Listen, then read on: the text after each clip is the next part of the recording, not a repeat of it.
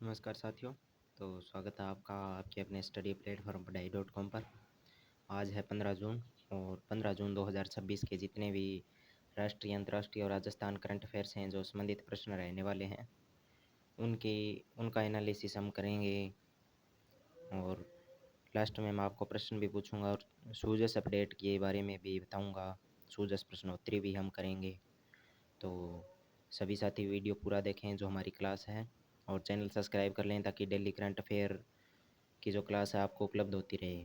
तो चलिए शुरू करते हैं आज की क्लास। आज की क्लास का पहला प्रश्न रहने वाला है, दुनिया के जो पहले ट्रिलियनियर बने हैं तो उनके बारे में बात करेंगे। तो एलन मस्क है जो दुनिया के पहले ट्रिलियनियर बने हैं। स्पेस एक्स के आईपीओ के बाद उनकी नेटवर्थ है जो $1 ट्रिलियन से अधिक हुई।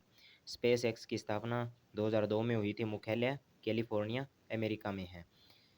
तो ये जो संसार के सबसे बड़े ट्रिलियनियर बने हैं कौन? Elon Musk.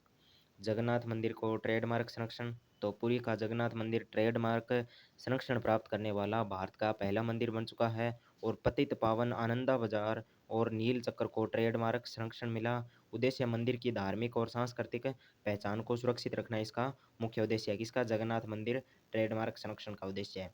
अब बात करें उड़ीसा में केजी और पीजी तक निःशुल्क शिक्षा।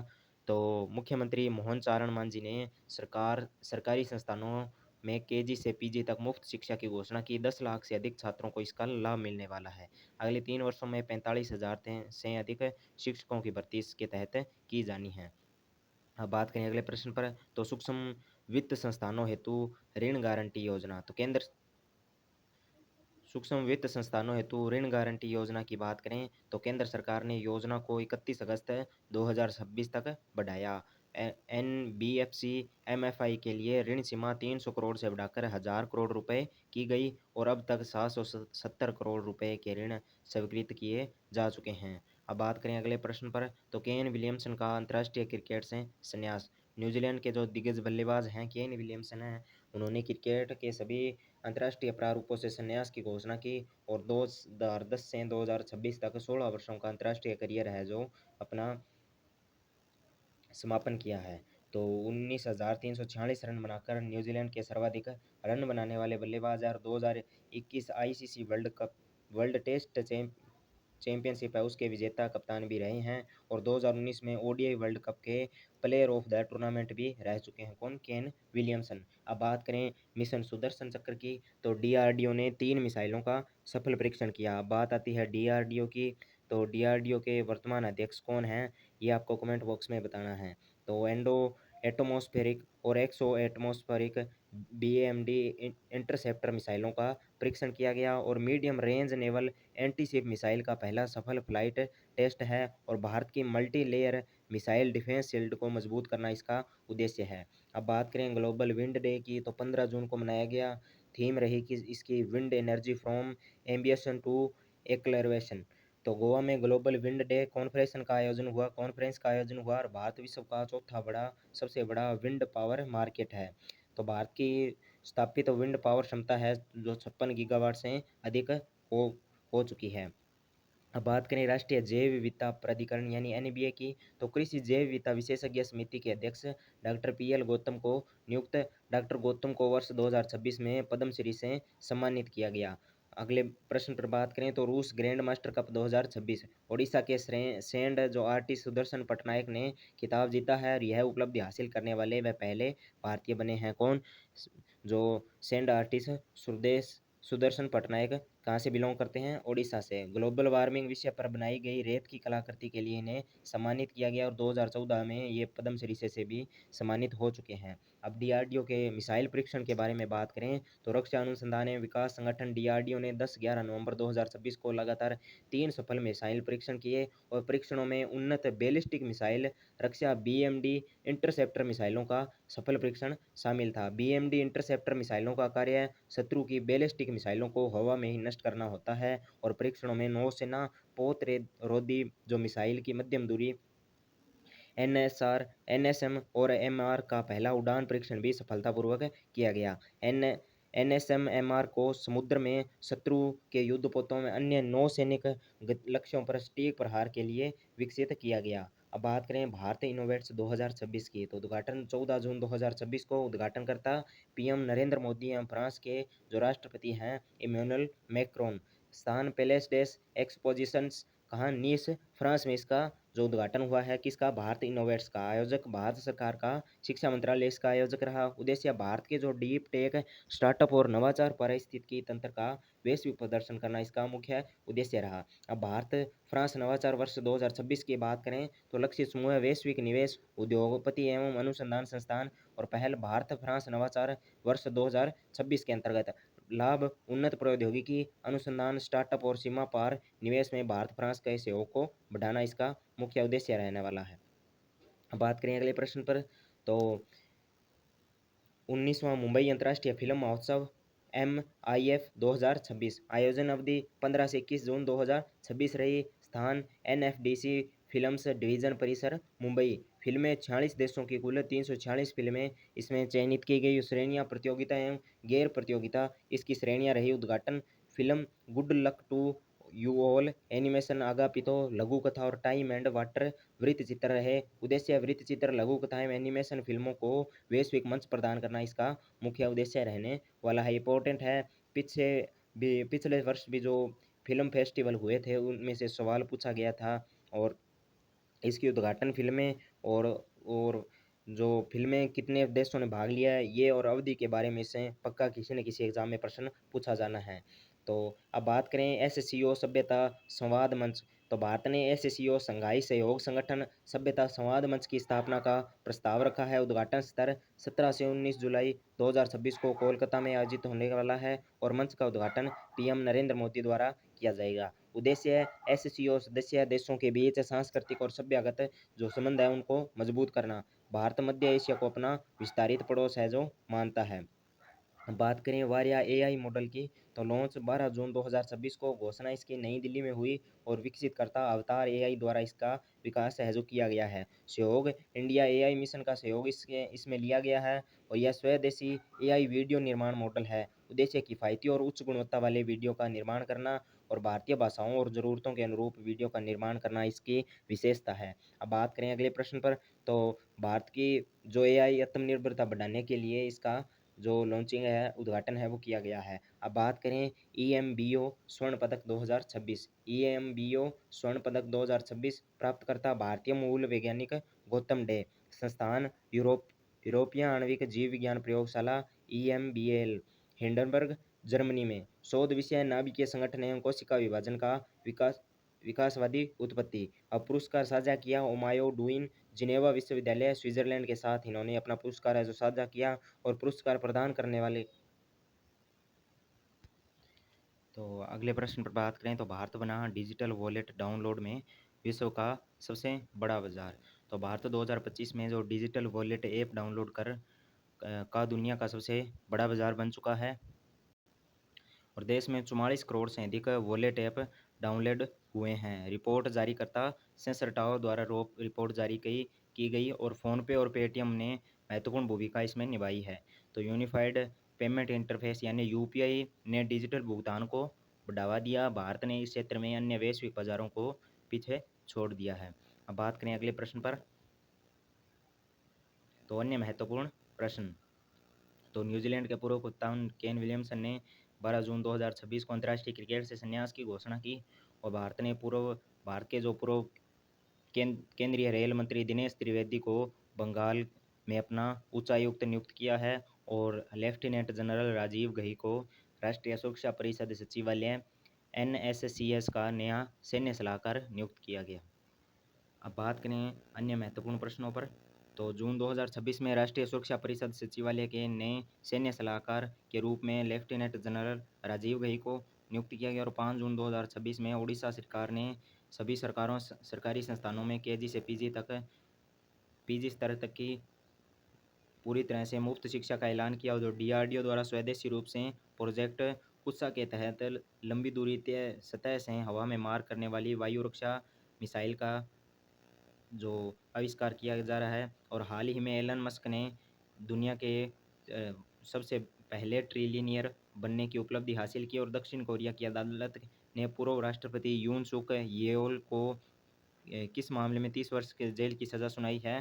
तो अनाधिकृत ड्रोन घुसपैठ से जुड़े मामले में। तो जून 2026 में न्यूजीलैंड के स्टार बल्लेबाज ने केन विलियमसन ने अंतर्राष्ट्रीय क्रिकेट के सभी प्रारूपों से संन्यास की घोषणा की और इंडिया एआई मिशन के तहत अवतार एआई द्वारा लॉन्च किए गए स्वदेशी वीडियो स्टोरी जनरेटिंग एआई का नाम है वार्या और आधुनिक कला समालोचन की गहराई में प्रभावित करने वाली पुस्तक वेज ऑफ सीइंग के लेखक है जॉन बर्जर और रूस ग्रेड सैंड मास्टर कप 2026 जीतने वाले पहले भारतीय कौन बने हैं?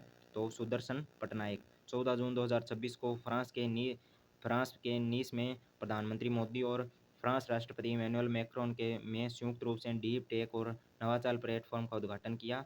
तो भारत इनोवेट्स 2026 का इन्होंने उद्घाटन किया। अब बात आती है राजस्थान करंट अफेयर्स की। तो राजस्थान 12 राष्ट्रीय कार्यक्रमों योजनाओं में प्रथम स्थान पर रहा।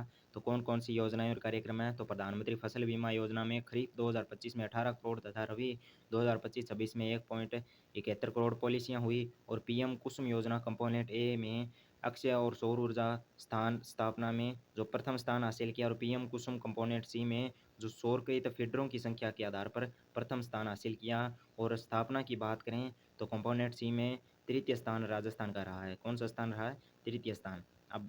अब देखिए अगली योजना। तो अंतर्राष्ट्रीय योग दिवस 2025 62,915 स्थलों पर 85 लाख प्रतिभागी और अंगदान व प्रत्यारोपण 2025 राष्ट्रीय पुरस्कार व प्रथम स्थान प्राप्त किया और एसबीएम स्वच्छ भारत मिशन ग्रामीण स्वच्छता ही सेवा अभियान 2025 लक्षित इकाइयों के रूपांतरण में प्रथम स्थान और फिट इंडिया फ्रीडम रन 2024 में देश के 10,443 कार्यक्रमों में से 6,202 केवल राजस्थान में और विकसित भारत जो संकल्प यात्रा में 11,209 कैंप 5.94 लाख उज्ज्वला कनेक्शन।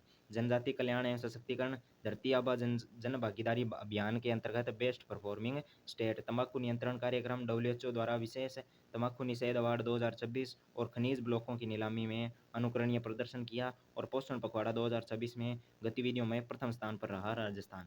अब बात करें अगले प्रश्न पर। तो किशनगढ़ में डिफेंस एवं एरोस्पेस पार्क 59 हेक्टेयर में बनने वाला है। यहाँ पहली मैन्युफैक्चरिंग यूनिट लगने जा रही है जहाँ स्नाइपर राइफल का निर्माण किया जाएगा, यानी जिसके ऊपर जो स्कोप यानी दूरबीन लगी होती है जिससे निशाना साधने में आसानी रहती है, उस राइफल का निर्माण किया जाएगा। इसके लिए करीब 20 हेक्टेयर ज़मीन आवंटित कर दी गई है। यहाँ टेस्टिंग रेंज का काम भी होगा और इसके अलावा फाइटर एयरक्राफ्ट हथियार आर्म्ड वाहन और रक्षा उपकरणों के कल पुर्जे और एरोस्पेस उत्पादों की मैन्युफैक्चरिंग यूनिट लगाने की संभावना तलाशी जा रही है। अब बात करें अगले प्रश्न पर। तो राजस्थान कृषि विद्यालयों के जो कुलगुरु हैं, तो सबसे पहले राजस्थान में 5 कृषि विश्वविद्यालय हैं कुल और उन पाँचों के कुलगुरु हम पढ़ें तो कोटा कृषि विश्वविद्यालय के कुलगुरु हैं डॉक्टर विमल डूंकवाल और केशवानंद कृषि विश्वविद्यालय बीकानेर के कुलगुरु हैं राजेंद्र बाबू दुबे और जो जोबनेर कृषि विश्वविद्यालय है उसके कुलगुरु हैं एस के सिंह। महाराणा प्रताप कृषि विश्वविद्यालय के कुलगुरु है डॉक्टर प्रताप सिंह और जोधपुर कृषि जो विश्वविद्यालय है उसके कुलगुरु है डॉक्टर वी एस जैतावत। अब बात करें राजस्थान रिफाइनरी औद्योगिक विकास की नई पहचान। तो पचपत और बलोत्रा में जो रिफाइनरी लगाई गई है उसकी अनुमानित 79,459 करोड़ और ये पिछले दिनों चर्चा में रही क्योंकि यहाँ उद्घाटन से पहले जो आगजनी की घटना हुई उसके कारण यह चर्चा में रही। क्षमता लगभग 9 मिलियन मीट्रिक टन प्रति वर्ष। पश्चिमी राजस्थान में पेट्रोकेमिकल उद्योग और निवेश के रोजगार को बढ़ावा देगी। और राम जल सेतु के बारे में बात करें तो राजस्थान की जल सुरक्षा का नया अध्याय और चंबल नदी पर लगभग 2330 करोड़। राम जल सेतु राजस्थान जल सुरक्षा का नया अध्याय। तो लंबाई इसकी 2280 मीटर, लगभग 17 जिलों के लगभग 3.25 करोड़ लोगों को पेयजल एवं सिंचाई सुविधा उपलब्ध होने वाली है। और जयपुर मेट्रो फेज 2 आधुनिक राजस्थान की रफ्तार, अनुमानित लागत 13,037 करोड़। कॉरिडोर लंबाई 41 किलोमीटर और स्टेशन इसमें रहने वाले हैं 36। और जयपुर में आधुनिक पर्यावरण अनुकूलन और सुगम शहरी परिवहन को बढ़ावा देगा। अब बात करें राजस्थान लवण क्षेत्रों में भूखंड आवंटन की संशोधन अधिनियम 2026। मुख्य उद्देश्य नमक जो उद्योग है उनको बढ़ावा देना और नमक उत्पादकों के हितों की रक्षा। जो नमक उत्पादन क्षेत्र है उनको बढ़ावा देना और जो नमक उत्पादन से जुड़े व्यक्ति हैं उनके हितों की जो रक्षा करना इसका मुख्य उद्देश्य रहेगा। महत्वपूर्ण बदलावों की बात करें तो अब नमक उद्योगों के लिए भूखंड आवंटन के लिए ई ऑक्शन यानी ये बोली प्रक्रिया है वो ऑनलाइन होगी। और पूर्व में यह प्रक्रिया लॉटरी पर आधारित थी, अब इसकी ऑनलाइन बोली द्वारा इसका आवंटन भूखंडों का आवंटन है जो किया जाएगा जहां नमक उत्पादन हो रहा है। अब राजोन्नति नया प्लेटफॉर्म तो केंद्र सरकार के प्रगति प्लेटफॉर्म की तर्ज पर महत्वपूर्ण परियोजनाओं की रियल टाइम मॉनिटरिंग और उन्हें फास्ट ट्रैक मोड पर लाने के लिए राजस्थान सरकार द्वारा राजोन्नति प्लेटफॉर्म लॉन्च किया गया है। अब 8 मार्च 2018 को राजस्थान के झुंझुनू जिले से बेटी बचाओ बेटी पढ़ाओ अभियान का राष्ट्रीय विस्तार किया गया था। यानी लगभग 640 जिलों में, जो भारत के 640 जिले हैं, वहाँ इसे 600 लागू किया गया है। और बेटी बचाओ बेटी पढ़ाओ अभियान की शुरुआत 22 जनवरी 2015 को हुई थी। ये हरियाणा हरियाणा से हुई थी। शुरुआत इसकी हरियाणा से हुई थी। और बात करें विस्तार की, तो राजस्थान के झुंझुनू जिले से 640 जिलों में इसका विस्तार किया गया। अब बात करें जयपुर डेयरी की, तो संयंत्र जयपुर जिला दुग्ध उत्पादक सहकारी संघ लिमिटेड जयपुर डेयरी आधुनिकीकरण 133 करोड़ रुपए और दूध प्रसंस्करण क्षमता है 12 लाख लीटर दिन से बढ़ाकर 20 लाख लीटर दिन कर दी है। उद्देश्य है डेयरी अवसंरचना का आधुनिकीकरण और दुग्ध प्रसंस्करण जो क्षमता है उसमें वृद्धि करना। संबंधित मंत्री जोराराम कुमावत, पशुपालन, गोपालन एवं डेयरी एवं देवस्थान विभाग, राजस्थान। मुख्यमंत्री जन आवास योजना की बात करें तो गृह गौरव खुशियों की चाबी कार्यक्रम, स्थान मारवाड़ इंटरनेशनल सेंटर जोधपुर। मुख्य अतिथि जोगाराम पटेल, संसदीय कार्य विधि एवं विधिक कार्य मंत्री। मुख्य उपलब्धि 110 आवंटियों को आवास की चाबियां इसके तहत सौंपी गई। अब प्रधानमंत्री आवास योजना शहरी PMAY अर्बन के बारे में 2.0 की बात करें तो सितंबर 2024 में शुरू, 2028-29 तक जो 1 करोड़ अतिरिक्त पात्र जो शहरी लाभार्थी हैं उनको सहायता प्रदान करना इसका मुख्य उद्देश्य है। अब बात करें सूजस प्रश्नोत्तरी की, तो प्रधानमंत्री जो फसल बीमा योजना है उसके क्रियान्वयन में राजस्थान का देश में प्रथम स्थान। और प्रस्तावित दिल्ली बहरौड़ जो RSRTC कॉरिडोर के तहत राजस्थान की सीमा कहाँ से कहाँ तक स्टेशन स्थापित किए जाने का प्रस्ताव है, तो शाहजहाँपुर, नीमराना और बहरौड़ तक। और नीति आयोग की वर्ष 2025-26 की तिमाही रैंकिंग में राजस्थान के किस ब्लॉक ने राष्ट्रीय स्तर पर द्वितीय स्थान प्राप्त किया है, तो नीमराना ने। अब बात करें वेस्टर्न डेडिकेटेड फ्रंट कॉरिडोर का लगभग कितना प्रतिशत हिस्सा राजस्थान राज्य से होकर गुजरेगा, तो 39% हिस्सा। लगभग इसकी कुल लंबाई की बात करें तो 1500 किलोमीटर इसकी शायद कुल लंबाई रहने वाली है। अब पंचगौरव योजना में एक जिला एक उपज के तहत तो फलोदी जिले की उपज है जीरा। कौन सी उपज है? फलोदी जिले की उपज कौन सी? जीरा। अब आपको आज का प्रश्न होमवर्क यह रहने वाला है, एक तो DRDO के अध्यक्ष बताना है वर्तमान में कौन है, और एक बताना है आपको नीति आयोग के अध्यक्ष के बारे में। नीति आयोग के अध्यक्ष तो हमारे प्रधानमंत्री जी हैं, और इसके CEO और जो उपाध्यक्ष हैं उनके बारे में आपको बताना है, उनका नाम कमेंट बॉक्स में कमेंट करना है। तो ये थी आज की हमारी क्लास। तो जो सभी साथी क्लास को पूरा देख चुके हैं एक बार कमेंट ज़रूर करें, और हमारा चैनल सब्सक्राइब कर लें ताकि डेली करंट अफेयर क्लास आपको उपलब्ध होती रहे। तो धन्यवाद। जय हिंद, जय भारत, जय राजस्थान।